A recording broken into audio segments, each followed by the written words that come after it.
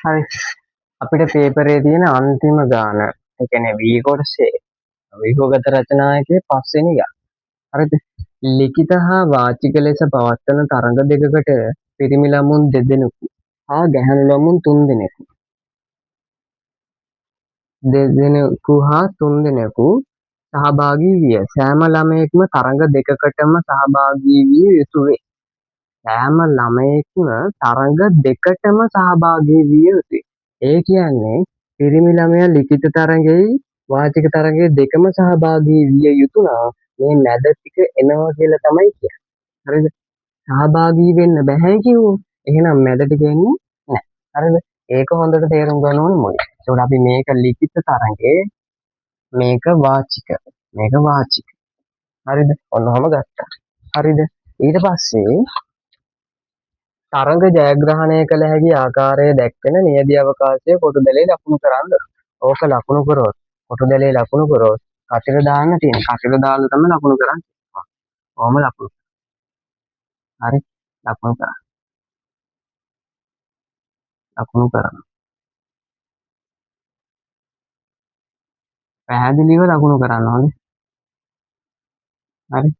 ඔහොම ලකුණු කරා. හරි. ඊට පස්සේ කියනවා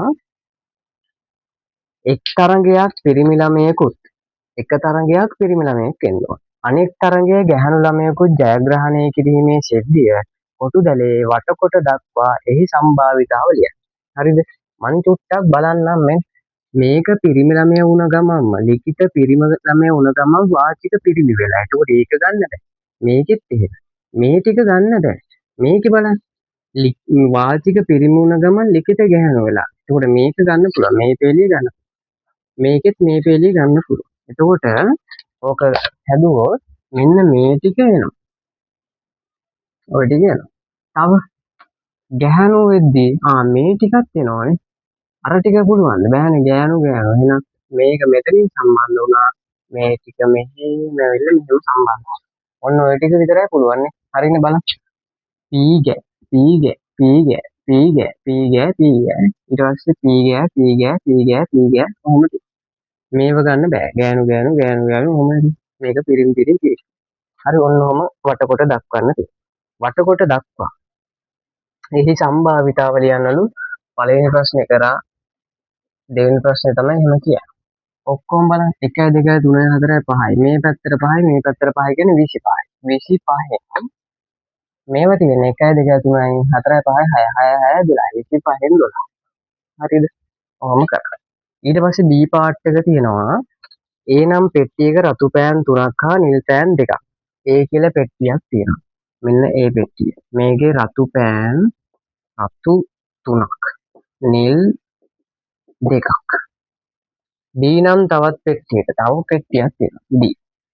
ඕකේ රතු 2යි නිල් 1යි. නිල් 1යි. ඔහොම තියෙනවා. ඇත ශිෂ්‍යයෙක් 1 සිට 6 තෙක් අංක සඳහන් සමබර දාදු කැටයක් උඩ දමා 4 හෝ 4ට අඩු 4 හෝ 4ට අඩු අගයක් ලැබුණොත් ඒ පෙට්ටිය. එතකොට මේක පාවිච්චි කරන්නේ 4 හෝ 4ට අඩු අය. මේක පාවිච්චි කරන්නේ 4ට වැඩි අය. හරිද? ඒ පෙට්ටියෙන්ද 4ට වැඩි අගයක් ලැබුණොත් B පෙට්ටියෙන්ද පෑනක් ඉවතට ගනිමින් ක්‍රීඩාවක නිරත වේ. කොහොම දල සටහනක් යනවා. ඊට පස්සේ මෙන්න රුක් සටහන. රුක් සටහනේ මෙන්න මෙහෙම අතු දෙකක් තියෙනවා. මේකේ තියෙන ධාතු කැටේ අගය 4 හෝ 4ට අඩු. මේක 4ට වැඩි. හරි. එතකොට ධාතු කැටේ ඔක්කොම අගයන් 6ක් තියෙනවානේ. 4ට මේ බලන්න 1 2 3 4 5 6. 4 හෝ 4ට අඩු අය කීයක් ඉන්නවද? 4ක් කියලා. එතකොට මේකට එන්නේ 6න් 4ට. ඊටු දෙක මේකට 6න් 2.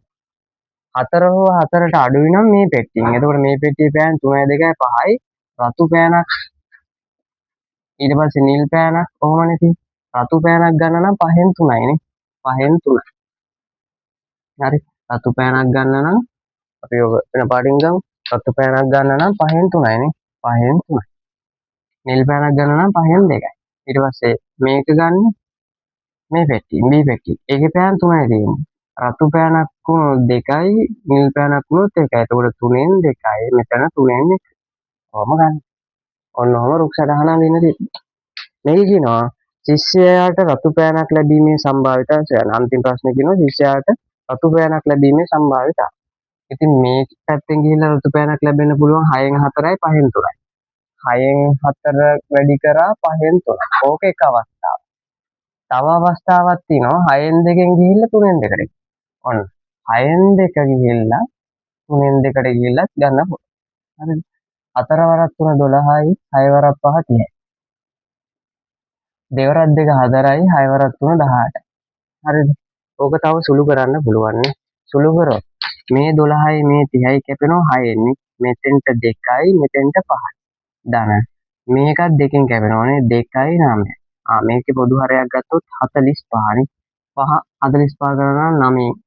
නමුත් 9 18යි. මූ 5න් වැඩි කරනවා නම් මේකත් 5න්. ඒතකොට 10යි. 18යි 10යි 28යි. 28 බෙදීම 45 තමයි අවසාන උත්තරය. හරිද? ඔන්න B කොටසේ රචනා ප්‍රශ්න ටික ඔක්කොම ඉවරයි.